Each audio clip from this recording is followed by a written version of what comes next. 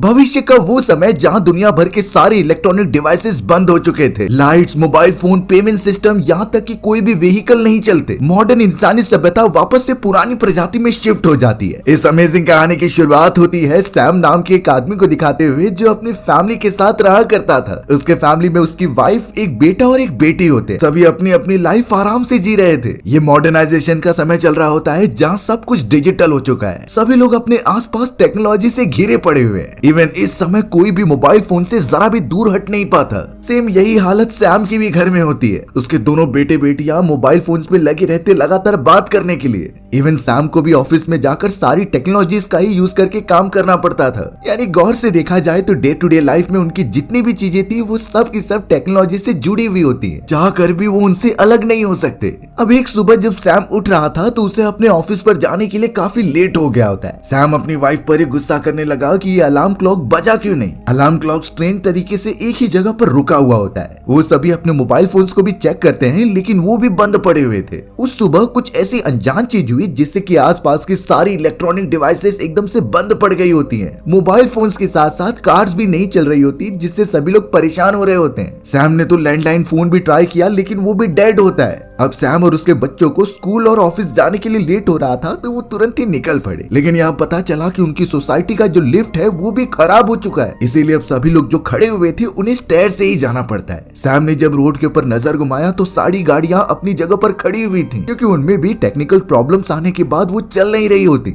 In fact जब Sam travel करके train के पास गया तो पता चला कि ट्रेन भी नहीं चल रही। कई 100 पैसेंजर्स तो स्टेशन पे ही खड़े हुए होते हैं और उन्हें समझता नहीं कि वो अपने डेस्टिनेशन तक आखिर कैसे पहुंचेंगे। बहुत मुश्किलें झेलने के बाद सैम अपने ऑफिस पहुंच तो जाता है लेकिन पता चला कि उनके ऑफिस का डोर जो कि ऑटोमेटिक है वो भी बंद हो चुका है। वो सारे एम्प्लॉइज बहुत ही ज्यादा वर्कहोलिक थे इसीलिए मिरर वाली डोर तोड़कर अंदर घुस गए। पर प्रॉब्लम वाली बात ये हो गई कि अंदर इलेक्ट्रिसिटी थी ही नहीं। सारे कंप्यूटर डिवाइसेस जिस पर एम्प्लॉइज को काम करना था वो भी नहीं चल रहे थे। अब यहाँ पूरी दुनिया के ऊपर कौन सी आपदा आ चुकी है ये किसी को भी नहीं पता। हमें तो सैम का बेटा ली दिखाया जाता है जो कि साइकिल पर अपने स्कूल जा रहा था। सड़क पर कोई भी व्हीकल नहीं चल रहा था, सिर्फ जिसके पास साइकिल्स होती है वही आगे बढ़ रहे थे। कई लोग तो ली को देखकर सोचते हैं कि काश उनके पास भी साइकिल होती, पर उन्हें नहीं पता कि अब काफी देर हो चुकी है। अब सैम की वाइफ पहुंच रही थी सुपरमार्केट में ताकि वो जरूरत के कुछ सामान ले ले। सुपरमार्केट में इलेक्ट्रिसिटी नहीं थी और कई सारे लोग जमा होते हैं सामान खरीदने के लिए। अब यहाँ सैम की वाइफ ने नोटिस किया कि सभी लोग काफी ज्यादा सामान ले ले रहे हैं जैसे कि वो किसी लंबी ट्रिप पर जा रहे हो। लेकिन ये लोगों का डर था और उन्हें लगने लगा होता है कि इलेक्ट्रिसिटी अब चली गई है, यानी कुछ खतरनाक घटित होने वाला है, तो वो अपने लिए आने वाले कुछ महीनों के सामान पहले से ही रख रहे हैं। सैम की वाइफ ने सोचा कि उसे भी स्टॉक में चीजें रख लेनी चाहिए तो वो जरूरत के सामान अंदर जाकर लेने लगी। लेकिन प्रॉब्लम ये हो जाती है कि कैशियर ने अनाउंस कर दिया कि वो कार्ड पेमेंट एक्सेप्ट नहीं करेंगे, सिर्फ कैश अलाउड है क्योंकि ऑनलाइन पेमेंट सिस्टम एकदम से बंद पड़ चुका है। अब ये बात सुनने पर सभी एकदम चौंक गए। वो सभी तो एटीएम की तरफ भागने लगे ताकि वो कैश निकाल सके, पर यही प्रॉब्लम होती है कि एटीएम भी ठीक से नहीं चल रहा था, यानी अब तो उनके लिए रिसोर्सेज खरीदने का कोई चांस ही नहीं। यहाँ दूसरी तरफ सैम जब अपने घर आ रहा होता है तो उसे एक साइकिल का शॉप दिखाई दिया। उस जगह से तो कई सारे लोग साइकिल खरीद कर लेके जा रहे थे क्योंकि कोई भी दूसरी ऑटोमेटिक व्हीकल चल नहीं रही थी। सैम को लगा कि उसे भी एक साइकिल ले लेनी चाहिए, पर जब वो अंदर जाकर देखने लगा तो पता चलता है कि साइकिल की प्राइस 10 गुनी कर दी गई है। ये इसलिए क्योंकि शॉपकीपर को पता है कि इस समय साइकिल्स का डिमांड बहुत ज्यादा है, तो इसीलिए उन्होंने प्राइसेस ही बहुत ज्यादा बढ़ा दिए। एक समय पर तो सैम सोचने लगा लेकिन कैसे भी करके वो एक साइकिल खरीद लेता है। उसे चलाते हुए कैसे भी वो घर पर पहुंचा और अपनी फैमिली के साथ बैठकर खाना खाने लगता है। इलेक्ट्रिसिटी बिल्कुल नहीं थी, चारों तरफ अंधकार छाया था। सैम की फैमिली वाले तो कैंडल जलाकर अपना डिनर कर रहे होते हैं, यानी उनका कैंडल डिनर हो चुका है। उनमें सबसे ज्यादा परेशान तो सैम की बेटी और बेटे होते हैं। उनके मोबाइल फोन्स और कंप्यूटर ना चलने के कारण दोनों परेशान होते हैं। उन्हें कुछ समझ ही नहीं रहा था वो अपना टाइम पास कैसे करे, क्योंकि कुछ समय पहले उनका डेली रूटीन फिक्स था कि वो अपने मोबाइल फोन्स पर लगे रहते और यहाँ ली तो दिन भर गेम से खेलता रहता था। लेकिन यहाँ पर अब सब कुछ चेंज हो चुका है। पहली बार सैम की फैमिली वालों ने एक साथ बैठकर खाना खाया है। प्रॉब्लम की बात ये हो गई कि अब पानी भी आना बंद हो चुका था। पर यहाँ रात के समय सैम और उसकी वाइफ अपने दोनों बेटे बेटियों को पास बुला रहे थे बालकनी की तरफ, क्योंकि वहाँ से आसमान बहुत ही क्लियर दिखाई दे रहा था। ऐसा नजारा उन्होंने कभी नोटिस ही नहीं किया होता। चारों तरफ एकदम से शांति हो गई थी और किसी के भी घर में एक लाइट जलती हुई नहीं दिखाई देती, सिर्फ आसमान में तारे चमक रहे थे जो कि इलेक्ट्रिसिटी से नहीं चलते।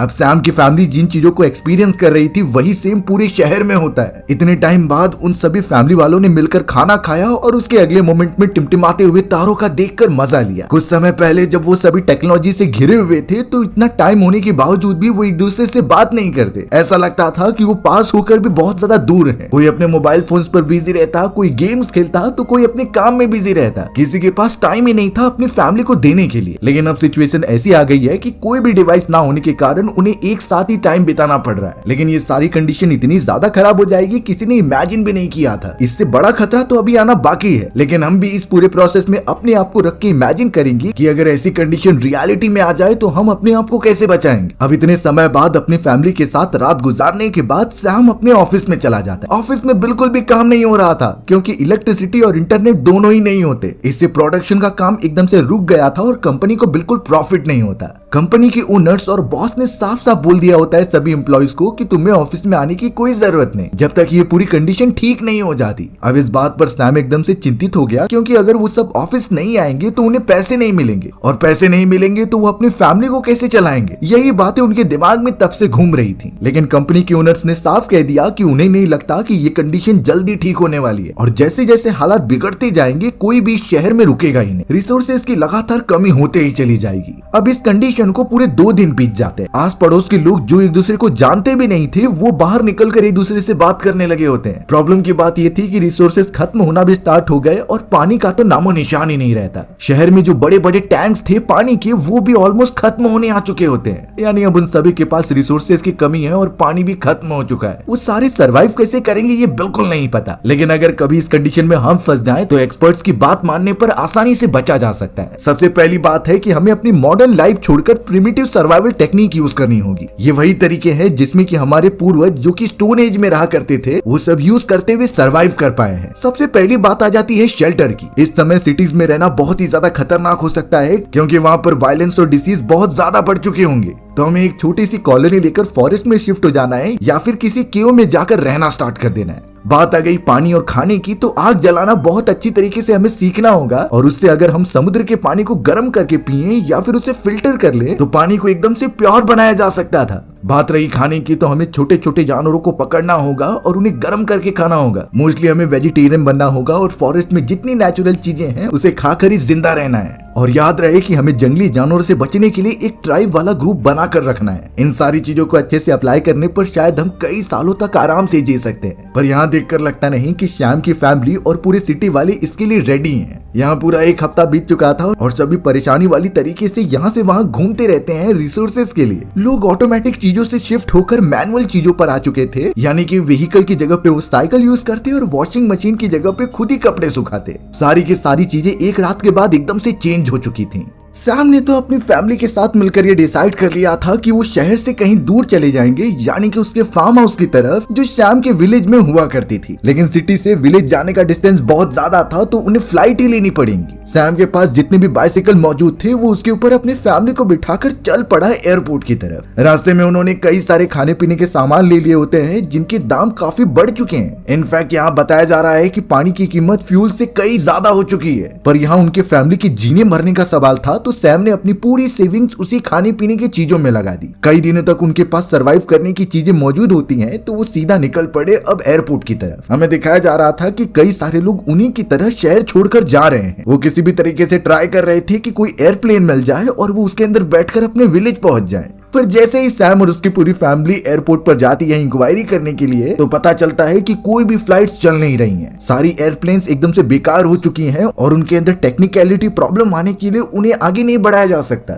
यानी यहाँ से ये बात क्लियर है कि अब वो प्लेन से नहीं जा सकते। सैम और उसकी पूरी फैमिली एकदम से हताश हो जाते हैं और बाहर बैठकर बचे हुए खाने को खाने लगते हैं। पर यहाँ सैम को अपने विलेज जाना ही था, चाहे कुछ भी हो जाए। कई देर तक वो वहाँ पर वेट करते रहे पर तब जाकर सैम ने बोला कि हम साइकिल की मदद से ही अपने विलेज तक पहुंचेंगे। भले हमें इसमें कितने दिन भी लग जाए पर हम उस जगह पर एकदम सुरक्षित रहेंगे। वहाँ कई सारी नेचुरल चीजें हैं जिससे हमारा गुजारा आराम से हो सकता है। तो अब होना क्या था, सैम अपनी पूरी फैमिली को बाइसिकल पर लेकर चल पड़ता है अपने विलेज की तरफ। कई घंटे का रास्ता तय करते हुए वो काफी थक भी गए थे। वो बीच बीच में रुक कर अपने रिसोर्सेस यूज करते रहते ताकि उनकी बॉडी को पोषण तत्व मिलते रहे। उनकी बॉडी हाइड्रेटेड रहनी चाहिए, नहीं तो वो आगे का सफर तय नहीं कर पाएंगे। उन्हें तो साइकिलिंग करते हुए पूरा 1 दिन बीत चुका होता है, फिर भी अभी उनका विलेज काफी ज्यादा दूर है। अब सैम की फैमिली एक हाईवे से होते हुए एक ब्रिज के पास आती है जहाँ रात हो चुकी थी। उन्होंने डिसाइड किया कि वो यहीं पर एक रात गुजारेंगे, पर उन्हें इस बात का अंदाजा नहीं था कि वहाँ कुछ और लोग मौजूद हैं जो उनका रिसोर्सेज छीनने की तैयारी कर रहे हैं। ये ऑब्वियस बात थी क्योंकि रिसोर्सेज की कमी इतनी ज्यादा हो चुकी है कि लोग एक दूसरे को मारकर उनके रिसोर्सेज छीन ले रहे हैं। वो जरा भी नहीं सोचते किसी दूसरे इंसान को मारने से पहले उन्हें कैसे भी तरीके से सरवाइव करना था और अपनी जनरेशन आगे बढ़ानी थी। पर अच्छी बात यह होती है कि उस जगह पर लेडीज का बड़ा सा ग्रुप था। उन्होंने जब ये देखा कि कई लोग सैम की फैमिली पर हमला कर रहे हैं तो वो उस जगह पर आकर उन्हें भगाने लगे। वो सारे बदमाश लोग जो रिसोर्सेज चुराने आए थे वो वहाँ से भाग जाते हैं। सैम की पूरी फैमिली उन सभी लेडीज का शुक्रगुजार करती है और थोड़ा थोड़ा उनसे अपना रिसोर्सेज भी शेयर कर देती है। इस समय तो ऑलमोस्ट सभी को ही रिसोर्सेज की जरूरत थी पर मिल नहीं रहे होते। ऑलमोस्ट अब वो सब आधे रास्ते पर होते हैं अपने विलेज पहुंचने के लिए।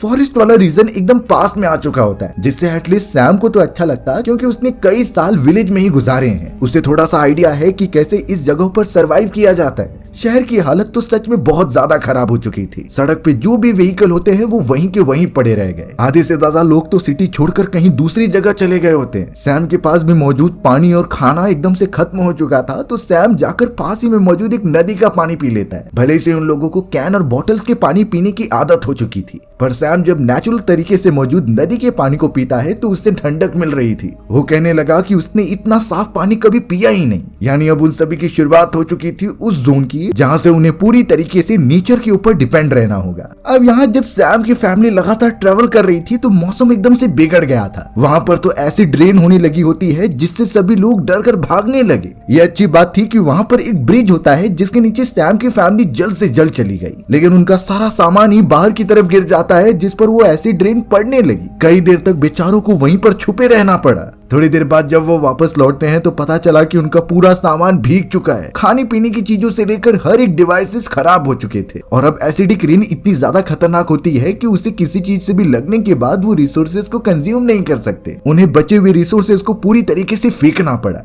यानी अब उनके पास एकदम जीरो रिसोर्सेज हैं और पानी पीने के लिए एक बूंद भी नहीं। उनके पास सब जितने भी काम के सामान थे वो सभी इकट्ठा करने लगे और वो ये चीजें सेपरेट कर देते हैं कि कौन कौन सी चीजें हमें आगे जरूरत पड़ेंगी। फिलहाल उनके पास डिमांड बहुत ज्यादा होती है और सप्लाई एकदम कम। सैम को तो अब लगने लगा कि शायद वो कभी भी इस तरीके से अपने विलेज तक पहुंच ही नहीं पाएंगे। इतना लंबा सफर तय करके वो आधे रास्ते तक आए और अब इससे आगे बढ़ने की उनमें हिम्मत ही नहीं है। ली की यहाँ साइकिल पूरी तरीके से बेकार हो चुकी थी, उसका एक टायर फट गया होता है और जब तक वो उसे ठीक नहीं करेगा तब तक आगे नहीं बढ़ सकता। सैम एकदम से परेशान होकर अपनी वाइफ के साथ वहीं पर रुकता है और दूसरी तरफ ली अपनी बहन को लेकर चल पड़ता है सुपरमार्केट में ताकि वो काम के कुछ सामान के साथ साथ रिसोर्सेज ढूंढ सके। सुपरमार्केट पूरा खाली था। वहाँ पर जितने भी रिसोर्सेज थे पहले ही लोग उसे लेकर चले गए होते हैं। सिर्फ वहाँ वो चीजें बची थी जो लोग यूजुअली यूज नहीं करते। ली और सैम तो अब सुपरमार्केट पूरी अच्छी तरीके से देखने लगे। ली ट्राई कर रहा था कि उसे कोई टायर मिल जाए जिसे वो अपने बाइसिकल में लगा सके, पर अफसोस ऐसा कुछ भी नहीं होता। वहाँ पर तो कुछ इलेक्ट्रॉनिक के सामान थे जो इस समय कोई यूज नहीं करता।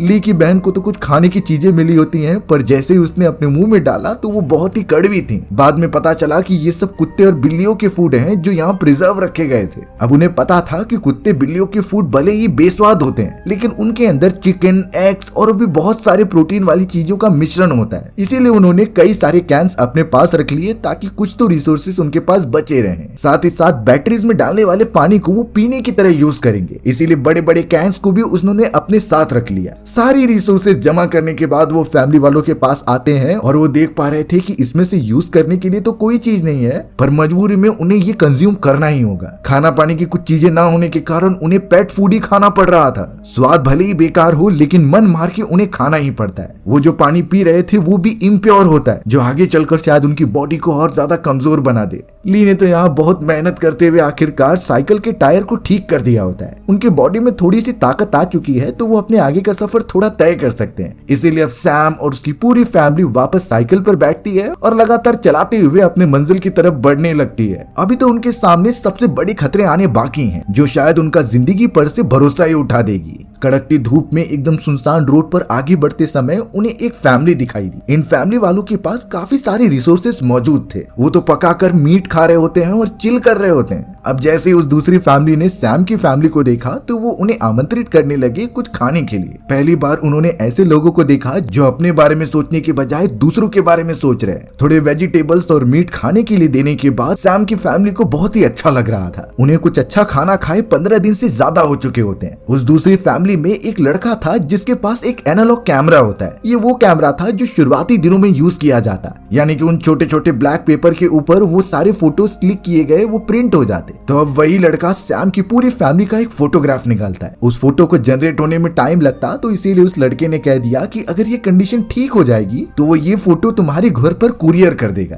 इस फोटो को देखने के बाद उनके पास एक मेमोरी रहेगी कि वो किस कंडीशन से गुजर कर निकले हैं। पर फिलहाल के लिए अभी तो ये बिल्कुल नहीं लगता कि ये कंडीशन इतनी जल्दी ठीक होने वाली है। सैम और उसकी फैमिली वापस से साइकिल पर बैठकर अपने आगे की तरफ निकल पड़ती है। साइड में वो दूसरी फैमिली भी दिख रही थी जो पूरी साइकिलिंग गियर के साथ होती है। उनके पास ज्यादा रिसोर्सेस हैं तो उनकी बॉडी एकदम तंदुरुस्त है। वो उनसे ज्यादा तेजी से साइकिलिंग करते जा रहे थे। बट यहाँ किसी को रेस नहीं लगाना था। किसी भी तरीके से सैम की फैमिली को विलेज तक पहुंचना होता है। उनके कई घंटे का सफर यहाँ भी निकलता चला गया। ट्रैवल करते हुए अब उनकी फैमिली एक छोटे से शहर में पहुंचती है। इस शहर में लोग मौजूद थे और पता चला कि वो सभी सी फूड गर्म करके खा रहे हैं। यहाँ पर एक मछली की कीमत तो गोल्ड के बराबर थी। सभी लोग अपनी पूरी जिंदगी की जमा पूंजी उस चीजों पर लगा देते ताकि वो कुछ खा सके और उनकी बॉडी तंदुरुस्त रहे। सैम के भी मेंबर्स ने सोचा कि वो वहाँ जाकर सी फूड खा लेंगे और तंदुरुस्त रहेंगे, पर जैसे वो पहुंचते हैं सारा सी फूड खत्म हो चुका था। सैम तो तुरंत ही उस ओनर के पास जाकर रिक्वेस्ट करने लगता है कि उसकी पूरी फैमिली को भी कुछ खाने के लिए दिया जाए। उसके पास जितनी भी सेविंग्स पड़ी हैं वो सारे के सारे ले ले। बट वो ओनर साफ कहने लगा कि सारी मछलियां खत्म हो चुकी हैं और अब डायरेक्ट कल ही फिशिंग करने पर वो मछलियां पकड़ कर ला पाएंगे। सैम ने तो उस ओनर के पैर भी पकड़ लिए, पर ओनर को इससे कुछ फर्क नहीं पड़ता। उसने तो सैम की बेइज्जती करते हुए पीछे ढकेल दिया। सैम बहुत ज्यादा रोने लगता है क्योंकि वो चाह कर भी अपनी फैमिली का पेट नहीं भर पा रहा होता। फैमिली मेंबर्स ये कंडीशन समझ रहे थे, इसीलिए वो कोई जिद नहीं करते। वो सभी साथ में होकर साइड में चले जाते हैं क्योंकि इनमें से उनकी कोई मदद नहीं करने वाला। सब सिर्फ अपने बारे में ही सोच रहे थे। सैम की पूरी फैमिली अब कमजोर होने लगी थी और वो वहाँ से निकलते हुए फॉरेस्ट वाले एरिया पर आ जाते हैं। कैसे भी करके वो साइकिल की मदद से आगे तो बढ़ रहे थे, लेकिन उनकी बॉडी में जान ही नहीं बची थी। कई दिनों से उन्होंने ना ही कुछ खाया होता है और ना ही पिया होता है। अब फॉरेस्ट वाले इलाके में एंटर करने के बाद सैम को कई सारे कीड़े मकोड़े दिखते हैं। वो तुरंत ही उसे पकड़कर खाने का ट्राई करने लगा, पर तभी साइड से कुछ आवाज आने लगी। दूर से देखने पर पता चला कि ये कोई पिग मौजूद है। अब पिग को देखकर तुरंत ही सभी लोग उसके ऊपर झपट्टा मारने लगे क्योंकि वो पिग को बहुत चाव से खाया करते थे।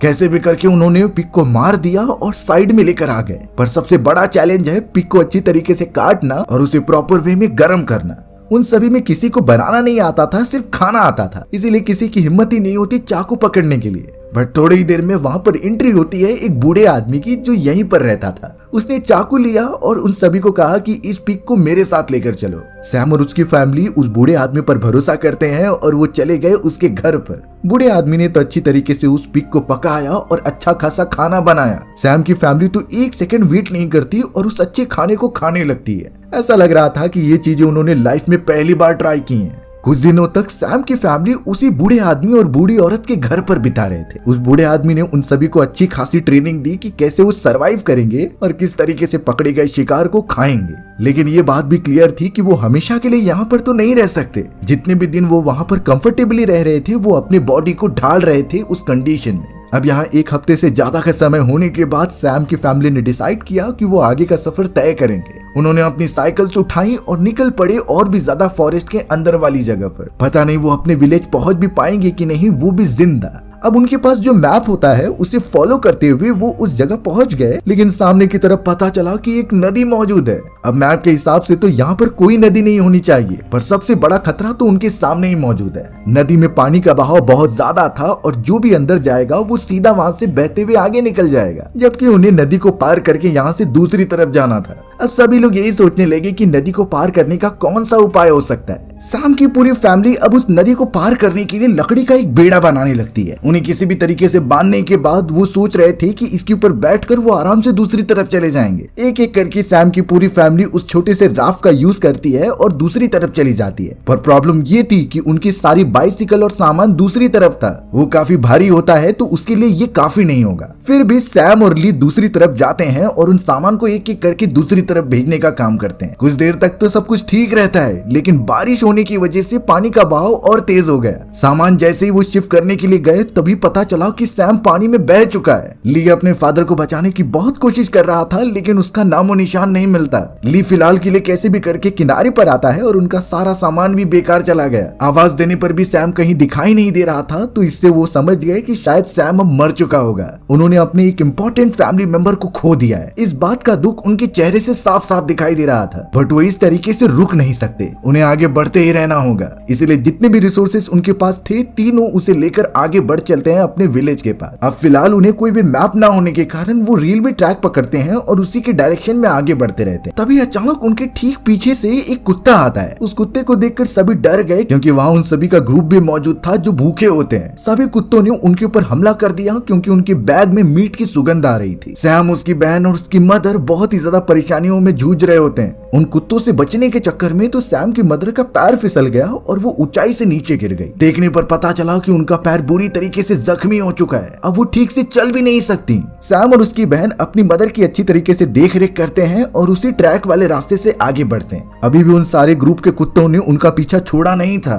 लग रहा होता है कि वो वापस से अटैक करने आएंगे, पर लकीली पीछे से ट्रेन की आवाज आने लगी, जिससे कि वो सभी कुत्ते भाग गए। अब ट्रैक पर उन सभी को देखने के बाद ट्रेन रुक जाती है और जो सभी पैसेंजर्स थे वो अपनी सीट उन्हें दे देते हैं। बता दे कि ये कोई इलेक्ट्रिसिटी से चलने वाली ट्रेन नहीं है, बल्कि ये ट्रेन तो कोयले पर चलती थी, जिसका इलेक्ट्रिसिटी और ऑटोमेशन से कुछ ताल्लुक ही नहीं होता है। ली की मदर के पैर पर जो चोट लगी थी उसे भी अच्छी तरीके से मरहम पट्टी की जाती है और अब शायद उन्हें एक अच्छी जगह पर ट्रांसफर कर दिया जाएगा, जहाँ पर उन्हें रिसोर्सेस मिल सके। पर तीनों के मन में एक दुख तो रहेगा ही कि सैम बच नहीं पाया। दूसरी तरफ हमें सैम दिखाया जाता है, जिसकी बॉडी समुद्र के किनारे आ चुकी थी। कई सारे बर्ड्स उसके ऊपर आकर चोंच मारते हैं, तब पता चला कि सैम मरा नहीं है। वो पानी में गिरने के बाद बेहोश हो गया था और फिर यहाँ आ गया। सैम की हालत भी एकदम खराब होती है, पर वो कैसे भी चलते हुए वहाँ से आगे बढ़ा। उसके अंदर अब इतनी ताकत नहीं कि वो अकेले चल सके। वो तो एक ट्रैक्टर के पास जाकर वहीं बैठ जाता है ताकि कोई आए और उसकी मदद करे। अब जिस ट्रेन के अंदर ली, उसकी मदर और बहन बैठे हुए होते हैं, वो साइड से गुजर रही थी। सैम को जैसे ही ट्रेन की आवाज सुनाई देती है तो वो जोर जोर से चिल्लाने लगा, पर ये बात थी कि ट्रेन को उसकी आवाज सुनाई नहीं देगी, इसीलिए ली के पास एक फ्लेयर होती है जिसे वो तुरंत ही जला दे रहा था। इससे ट्रेन वालों को वो नजर में आ गया और उन्होंने ट्रेन रोकना स्टार्ट कर दिया। ली और उसके बाकी मेंबर्स भी जब इस फ्लेयर को देखते हैं तो वो तुरंत ही समझ गए कि ये उसके फादर होंगे। तुरंत ही वो तीनों ट्रेन से उतरते हैं और अपने फादर को लेने के लिए चले जाते हैं। सैम अपने फैमिली मेंबर्स को एक और बार फिर से देखकर बहुत खुश हो रहा था। उसे लगा कि वो वापस कभी उनके पास आ ही नहीं पाएगा। अब सभी लोग ट्रेन में सवार होकर अपने डेस्टिनेशन की तरफ आगे बढ़ने लगते हैं। सैम, ली और उसके पूरे फैमिली मेंबर्स एक साथ बैठकर बहुत सारी बातें कर रहे थे और ऐसा फैमिली टाइम तो उन्होंने कभी एक्सपीरियंस ही नहीं किया था। अब जाकर उन्हें संतुष्टि मिलती है कि शायद वो अपने विलेज पहुंच जाएंगे। कई घंटों के ट्रैवलिंग करने के बाद आखिरकार ट्रेन उन्हें अपने विलेज के पास छोड़ देती है। सैम जब अपनी फैमिली के साथ समुद्र के किनारे पर आया तभी उसे अपने फादर दिखाई दिए, जो कि वहाँ पर फिशिंग कर रहे थे। तुरंत ही वो अपनी फैमिली को लेकर फादर के पास चला गया और वो उसे साथ में अपने घर में लेकर आ जाते हैं। ये एक छोटा सा विलेज था जहाँ सालों से लोग यहाँ रहते आ रहे थे, मॉडर्न तरीके से नहीं बल्कि पुरानी तरीके से, और वो सारे पूरी तरीके से नेचर के ऊपर डिपेंडेंट होते हैं। सैम की फैमिली ने भी अब उसी जगह रहना स्टार्ट कर दिया था और उनके कल्चर को अडेप्ट कर लिया होता है। वो वेजिटेबल्स उगाते, खेती करते और वहीं पर अपने दिन काटते रहते। उस जगह पर जाने के बाद ही उन्हें पता चला कि असली फैमिली क्या होती है। वो एक दूसरे की फीलिंग्स को बहुत ही पास से समझते थे। अब देखते ही देखते उन्हें वहाँ 2 साल बीत चुके होते हैं और उन्हें जरा भी नहीं एहसास हुआ था कि उन्हें किसी चीज की कमी है। एक दिन अचानक जब सभी सोकर उठ रहे थे तभी एक अलार्म बजने लगा। सैम देखकर चौंक जाता है, क्योंकि अब इलेक्ट्रॉनिक डिवाइसेस काम करने लगे हैं। दुनिया भर में जितनी भी इंटरनेट और इलेक्ट्रिसिटी गई थी वो सब रिकवर हो जाती है। सब कुछ अब पहले जैसा होने लगा था। कुछ समय में कंडीशन ठीक होने के बाद सैम अपनी फैमिली के साथ वापस शहर में शिफ्ट हो गया। अच्छी बात हुई कि सारी चीजें बैक टू नॉर्मल हो गयी, पर अभी तक किसी को नहीं पता कि ये किस रीजन से हुआ था। कुछ न्यूज चैनल में ये डिबेट चलते रहती है कि शायद सोलर रेडिएशन की वजह से कुछ समय के लिए इलेक्ट्रिसिटी और इंटरनेट चले गए थे। वहीं कुछ न्यूज वाले कहते हैं कि हमारी पृथ्वी पर कुछ एलियंस आए हैं जिन्होंने हमारी डेवलप की गई एनर्जी की टेस्टिंग की है। अब इन चीजों में क्या सच है कोई नहीं बता सकता, पर ये बात क्लियर थी कि अब लोगों को एक सबक मिल गया है। वो सभी लोग जो इससे पहले एकदम अलग रहते थे और टेक्नोलॉजी में डूबे हुए होते हैं, उन्हें रियलाइजेशन हुआ कि फैमिली और एक साथ रहना कितना इंपॉर्टेंट है। मॉडर्नाइजेशन अपनी जगह और नेचर से जुड़े रहना अपनी जगह। खैर ये कहानी इसी तरीके से यहीं खत्म हो जाती है। और अगर आपको मेरा एक्सप्लेनेशन 1% भी अच्छा लगा होगा ना, तो वीडियो को लाइक एंड चैनल को सब्सक्राइब जरूर कर देना। मिलते हैं इसी तरीके की मजेदार वीडियोस में, तब तक के लिए बाय बाय।